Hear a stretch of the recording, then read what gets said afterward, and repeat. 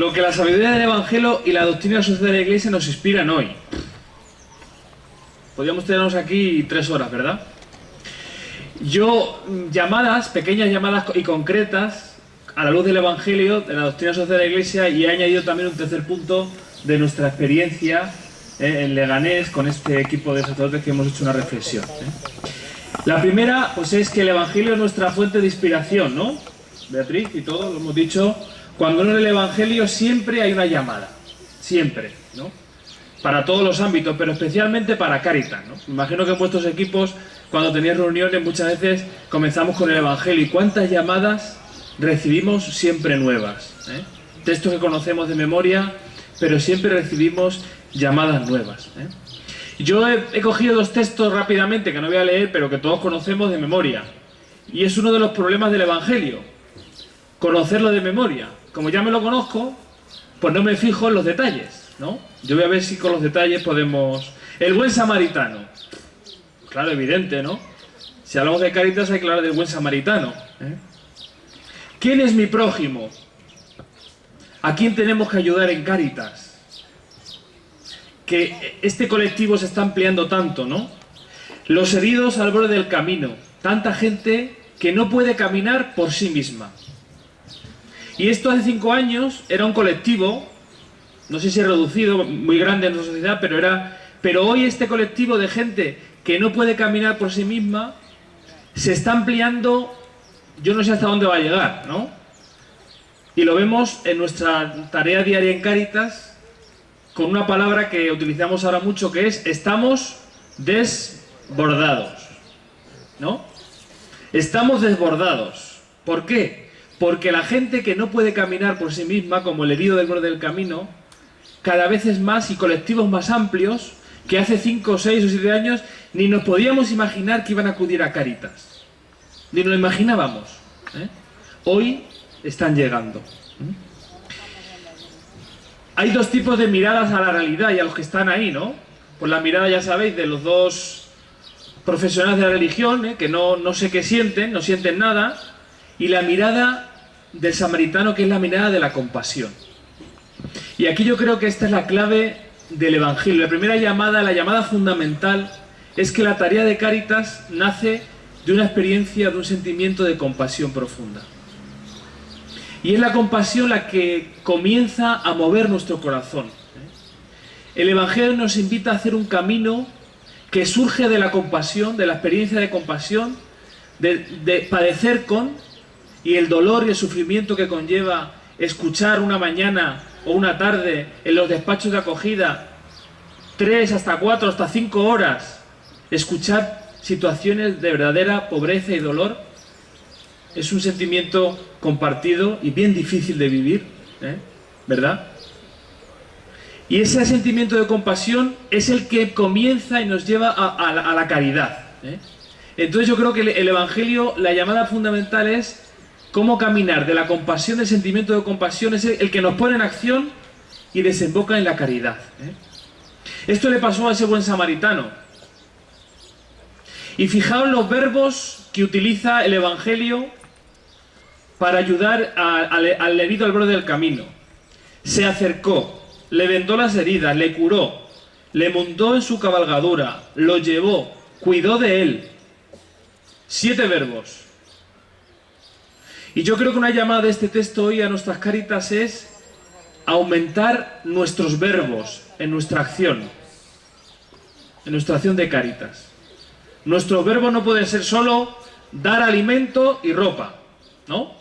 Tienen que ser muchos más. Hoy, ante la realidad tan compleja y tan masiva que vivimos, hay que hacer eso, por supuesto, es fundamental, pero hay que agregar verbos a nuestra tarea.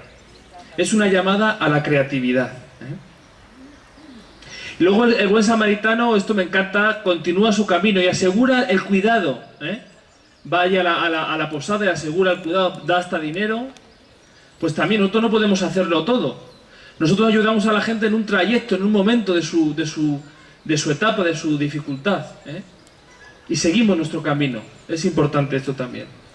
Vete y haz tú lo mismo, dice el Evangelio. Pero nosotros esto lo hacemos de manera organizada, en grupo, no lo hacemos individualmente, ¿no? Y para esto, el texto también que nos sabemos de memoria, clásico, es la multiplicación de los panes, ¿no? Dice, no tenían tiempo ni para comer, mucho trabajo. Y esto nos pasa en Cáritas, ¿no? Nosotros tenemos la acogida por la mañana y hay días que son las 2 de la tarde, desde las 10 de la mañana, y todavía estamos ahí, y digo, vámonos, que no tenemos tiempo ni para comer. Pasa esto literalmente. Esto le pasó a Jesús con sus discípulos, ¿no? Y cuando Jesús desembarca y ve aquella multitud de hombres y mujeres, niños, sintió compasión de ellos porque eran como ovejas sin pastor. Se sentían perdidos y desorientados. De nuevo la compasión. La compasión es el motor de la caridad. ¿Y cuánta gente hay hoy perdida y desorientada? El otro día llega una familia española, 59 años él, 54 ella. El día 14 de mayo les echaron de su casa, ahí en Las Batallas. Todos los que sois de Leganés conocéis. Les expropiaron el piso. No sabían, estaban durmiendo del día 14 en un coche. No sabían lo que eran los servicios sociales. No lo sabían. Nunca habían ido, ni se habían planteado. Al día siguiente habían ido a los servicios sociales. Eran como ovejas sin pastor. No sabían. Estaban, y además utilizaban esa expresión. Estamos perdidos. Necesitamos que alguien nos oriente porque estamos perdidos, además de desesperados, en una situación bien difícil, como podéis imaginar.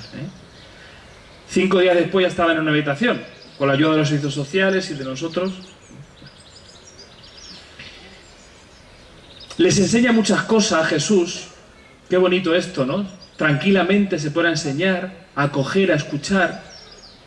Nosotros esto a veces no nos cuesta hacerlo, porque como tenemos tanta gente, la acogida se está convirtiendo en algo difícil en nuestras parroquias, ¿verdad? Pero tendríamos que tener tiempo para escuchar, para acoger, porque la gente no solo tiene necesidad de cosas materiales, sino que la mayor necesidad va en otro camino, ¿verdad? Y para eso necesitamos escuchar, pero bueno. Y los discípulos, ya sabéis, despídeles antes que nos reclamen la comida, que si no vamos a tener ningún lío, ¿no? Que no hay supermercado aquí para comprar, aunque tengamos el dinero no hay... No es nuestro problema. Sí, es verdad, ¿eh? A veces también nos pasa esto, ante la situación tan desbordante, nos pasa también esto que decimos no es nuestro problema. Y Jesús nos invita de nuevo a darle a vosotros de comer. Que si no lo hacéis vosotros, a lo mejor no lo hace nadie, ¿no? Una llamada también en el Evangelio. ¿Cuántos panes tenéis? Id a ver. Y a veces con qué pocos recursos, cuánta gente sale beneficiada. Es increíble en las parroquias, ¿no? Esto es algo también que a mí no me deja de sorprender. En nuestras parroquias, barrios populares, gente que está viviendo la crisis tremendamente. Y las llamadas a la solidaridad no solo no disminuyen, sino que aumentan. Me imagino que pasará en todas vuestras parroquias, ¿eh? En todas. La crisis, algo que no nos está quitando es la solidaridad. ¿Con qué pocos recursos se puede hacer muchas cosas? ¿Con cuántos? Bueno, pues nada, el Evangelio, primera llamada, fundamental, muchas cosas, ¿verdad? Hacer este viaje de la compasión a la caridad y creatividad en nuestra tarea. La doctrina social de la Iglesia. Yo reconozco que esto a mí me desborda un poco porque hay un libro que se llama Compendio de Doctrina Social de la Iglesia. Lo he cogido, lo he estado ojeando allí el índice, madre mía, que gordísimo. Lo primero es que la gran desconocida en la Iglesia, la doctrina social de la Iglesia, es la gran desconocida, ¿no? Empezando por los curas, empezando por nosotros, por lo menos yo. Que es el gran fruto de la sabiduría de la Iglesia, que parte del Evangelio y tiene una mirada a los problemas y a los grandes problemas de esa macroeconomía que nos hablaba Loli y Beatriz. Y también yo creo que la doctrina social de la Iglesia nos ayuda a tener una visión de la realidad social que no sea una visión solamente ideológica. A veces me da la sensación, y cuando hablamos en Cáritas, pues, o en las comunidades parroquiales, nos dejamos llevar por nuestra ideología, ¿no? Todos tenemos una ideología. Unos cojean de la derecha y otros cojean de la izquierda, ¿no? Todos. Todos. Pero ante los problemas sociales, no solo debemos dejarnos llevar por la ideología, por nuestra orientación política, sino que tenemos que tener en cuenta los grandes principios de la doctrina social de la Iglesia para responder y analizar los problemas sociales. Y creo que la doctrina social de la Iglesia, si la conociéramos más, nos ayudaría a esto. Rápidamente, 6 principios. La dignidad de toda persona humana. Evidente, ¿no? Esta es la base de la doctrina social de la Iglesia, la base del Evangelio, y es la base de por qué en Cáritas atendemos a todas las personas sin distinción de credo religioso. Y esto me recuerda los grandes debates que tenemos en Cáritas con las marroquíes, ¿no? Y hablo en femenino porque son las que van. Y cuando a veces decimos, ¿por qué no van a la mezquita? ¿Y por qué el imán, en Leganés, María, me acuerdo, ¿te acuerdas? Que llamó hasta el imán. No sé, sí, el imán. De allí de Leganés, y le dijo, oye, ¿por qué no ayudáis y tal? No sé qué, bueno. Sí, es verdad, ojo, tendrían que ayudarles también. También. Pero nosotros atendemos a todos porque creemos en la igual dignidad de toda persona humana. Y es un signo distintivo de nuestra tarea. El principio del bien común. Toda acción de la sociedad debe estar encaminada al bien común. Muy bonito queda. Luego es difícil, ¿eh? Los ricos son más ricos, los pobres más pobres.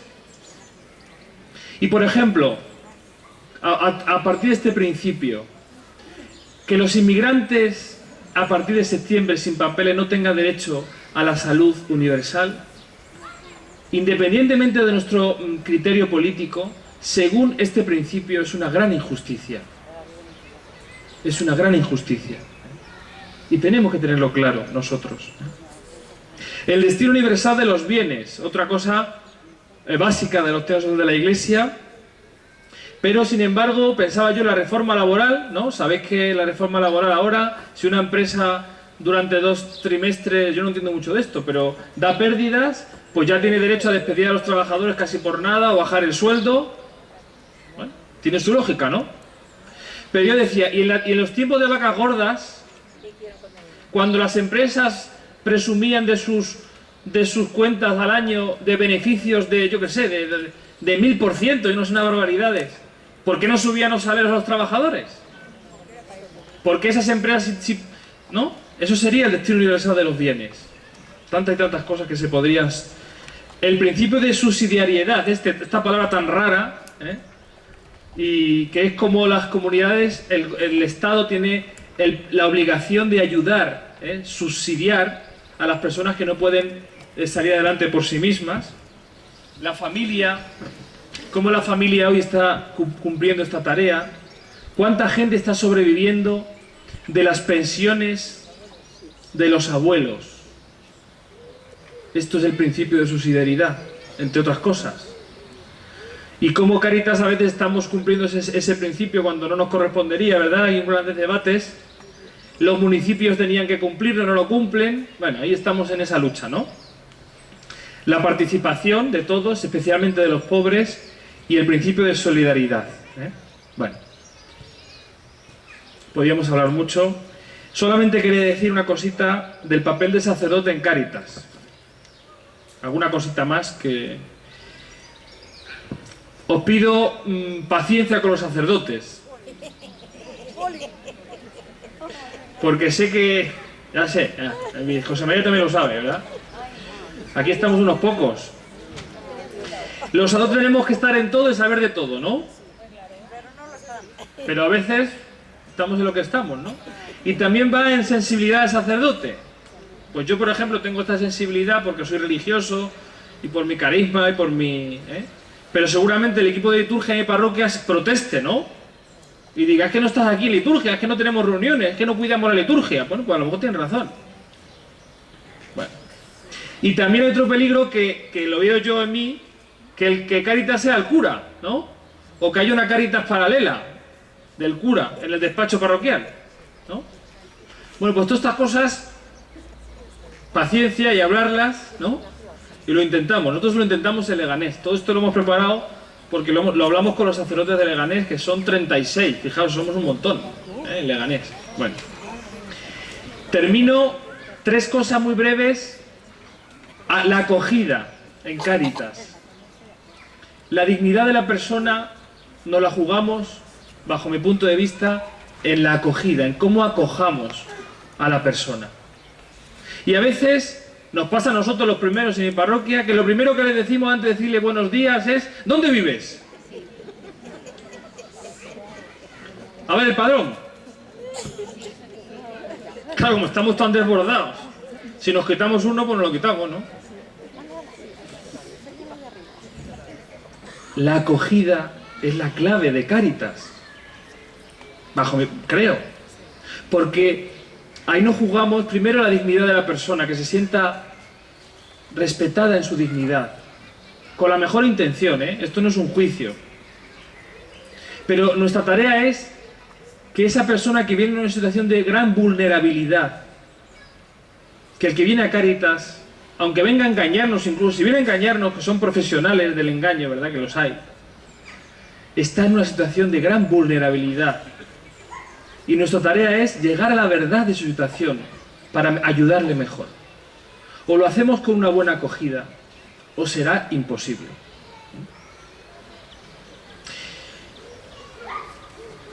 Voy a terminar ya. Acompañar. Acoger, acompañar. Yo siempre digo a los de mi parroquia que hay más trabajo fuera del despacho que en el despacho. Y mira que hay trabajo en el despacho, ¿eh? ¿Por qué? Pero, ¿cómo acompañar esos procesos? No se puede hacer solo en un despacho. Por ejemplo, hay un gran debate, no sé en vuestro arciprestado, pero en nuestro Leganés a veces hemos debatido sobre el tema de las visitas a las familias, si hay que hacer visitas, si no hay que hacer, ¿eh? Nosotros creemos que hay que hacer visitas, primero para saber si nos engañan y viven ahí o no, porque el padrón hoy es un jaleo del padrón, ¿verdad? Ni les empadronan y tal, es un jaleo, cambian de habitación. Y segundo, claro, depende de cómo se haga la visita. Pero ¿cómo acompañar esos procesos? Hay más tarea fuera que dentro. Hacerse cercano, acompañar a tareas, a gestiones, cosas que hacéis, estoy seguro, ¿no? Pero acompañar creo que es fundamental para que no se sientan solos y desamparados como ovejas sin pastor. Porque la mayor pobreza es la soledad. Estar solo, desamparado, ¿eh? La creatividad, acompañar también es tener creatividad. La misma creatividad que tuvimos cuando las aulas de cultura, ¿verdad? Cuando se crearon en todas las parroquias aulas de cultura. Parece que la creatividad se nos ha parado ya, ahora en Cáritas, ¿no? Hay que hacer tareas nuevas y crear cosas nuevas, me parece a mí. Lo estamos intentando, pero todavía nos cuesta. Con los desempleados. Tenemos que hacer grupos de, yo que sé cómo, de desempleados, algo hay que hacer. Como nació la sala de cultura, hoy tienen que nacer otras cosas. Con los niños. La pobreza en los niños, donde decía UNICEF hace 15 días. Terrible. Con las mujeres que están solas con sus hijos. También una realidad bien difícil, ¿eh? Bueno.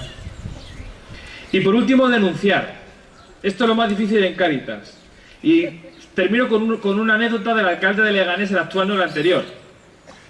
Tuvimos una reunión con él por una cosa...